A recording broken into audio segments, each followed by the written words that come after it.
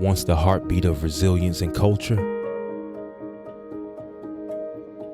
our communities now grapple with a harrowing reality. If you have any information, call Crime Stoppers. That number, 800-577-TIPS. Small but growing memorial left here in memory of those left. Our youth, entrapped in a cycle of violence. Both victims and perpetrators at unprecedented rates. Consider this. In early 1980s, black youth faced homicide rates 4 times higher than their white counterparts.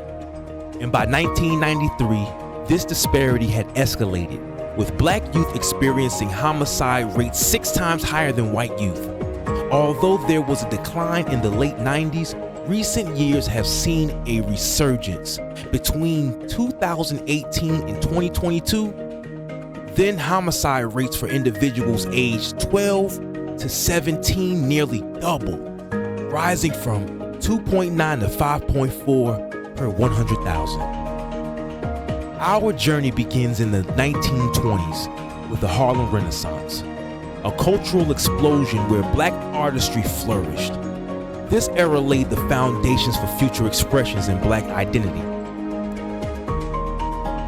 In the 1970s, introduced Blaxploitation cinema, portraying black protagonists in gritty urban settings.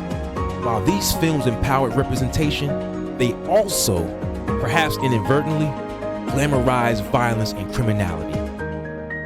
Enter the 1980s and 90s. Hip-hop era emerges from the Bronx, echoing the struggles of the streets. Yet, gangster rap gained prominence. Narratives shifted. The tales of hardship began intertwining with themes that some argue glorify violence and misogyny. During this period, concerns grew about rap's potential influence on youth violence. Fear that what started out as music to inform has turned into music that incites. Our agenda reporter is Carol Simpson. Some studies and commentaries highlighted that gangster rap's popularity is surging, and there was a noticeable shift in values and behaviors of young black individuals. Even in rural areas, the correlation prompted discussions about the music's role in shaping perceptions of violence and criminality. Yet when the governmental bodies attempted to censor rap, the community rallied, viewing it as an attack on black expression. That this music is drug-driven, greed-driven, and violence-driven. Rap music, gangster rap songs that debase women, degrades the value of life, promotion of drugs and violence. Living the lives that they've grown up in, and it's like no one's changing them. All the record companies are interested in, for the most part, is making money. You really can't say you ain't never seen nobody just get shot in the head, bah, and you right there watching it. You can't say that, but I can. You understand what I'm saying? And that affects me, you know what I'm saying, through my life. This is the youth. This is the young black youth that's been put through hell, you know what I'm saying? And they have to express themselves. This defense, while preserving artistic freedom, also meant converting and confronting the genre's more controversial content. These lines between art and reality blurred.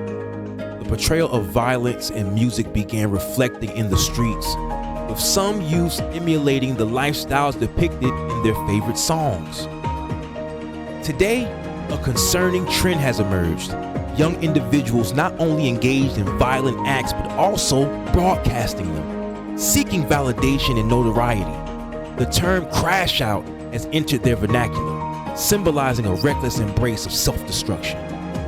Our communities and parents strive to intervene, but the persuasive allure of this crash out culture often overpowers these efforts.